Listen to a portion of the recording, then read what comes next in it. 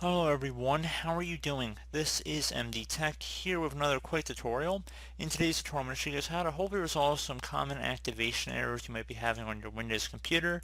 So whether you purchase a retail copy or there's a built-in copy on Windows 10, this tutorial will hopefully be able to resolve your issue. So just want to get this out there right off the bat. If you're looking for some non-end user license agreement way of acquiring Windows 10, this tutorial is not for you. This is for people who have legitimately purchased or have a right to Windows 10 or Windows 7 or Windows 8, I mean for that matter, to be honest as well. And this is conforming to Microsoft's policies. Everything you see in this tutorial is legitimate. If you're looking for any product keys, I'm sorry, you came to the wrong place. It will not be anywhere on this tutorial or in the description or anywhere, so go somewhere else for that. So anyway, assuming you have a legitimate reason here, we're going to go ahead and just jump into activating your copy of Windows. Like I said, there are no product keys anywhere in this video, so if you do not have some legitimate key already on your computer or in your email or somewhere, this video is not going to work for you just straight out. So anyway, we're going to start by opening up the start menu, type in CMD. Best match should come back with command prompt. You want to right click on that and then left click on Run as Administrator. If you receive a user account control prompt, you want to left click on yes. Now into this elevated command line window, you want to type in slmgr space -rearm, exactly as it appears on my screen. Hit enter on your keyboard.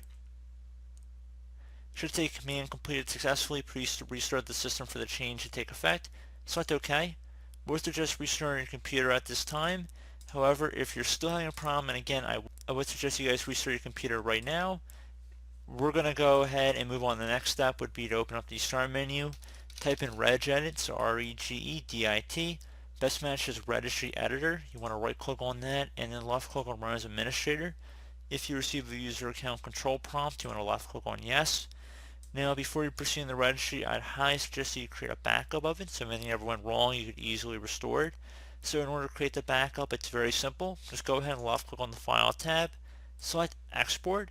File name, usually I would suggest naming it the date in which you're making the backup. Export range should be selected to all, and then save it to a convenient location on your computer or external source, whatever is most convenient for you. And if you ever need to import it back in, just with left click on the File tab and select Import and navigate to the file location. So again, pretty straightforward. So once you made your backup, we're ready to begin, and that's going to entail double clicking on the HK local machine folder or left clicking a little arrow next to it. We just want to expand the drop down. Do the same thing for the software folder now. And now you want to locate the Microsoft folder, so expand that one as well. And it should be a Windows NT folder, so you might have to scroll down a little bit. And right here, expand that one as well. Current version, you just want to left click on that one time.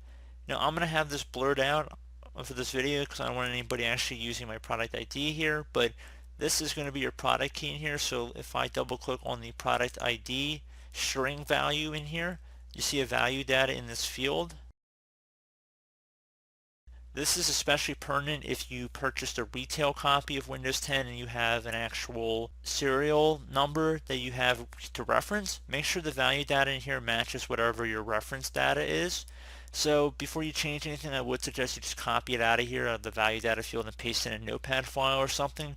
We did create a backup of the registry as well as an extra precaution, but this is the only thing we'd even consider changing in here for this tutorial.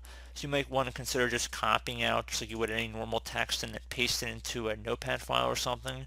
Save it to your desktop, and then, if anything went wrong, just paste it back in, the original value data that was in here.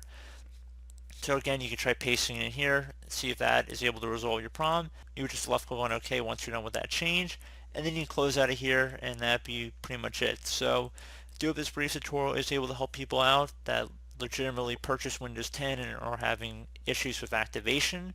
And as always, thank you for watching, and I do look forward to catching you all in the next tutorial. Goodbye.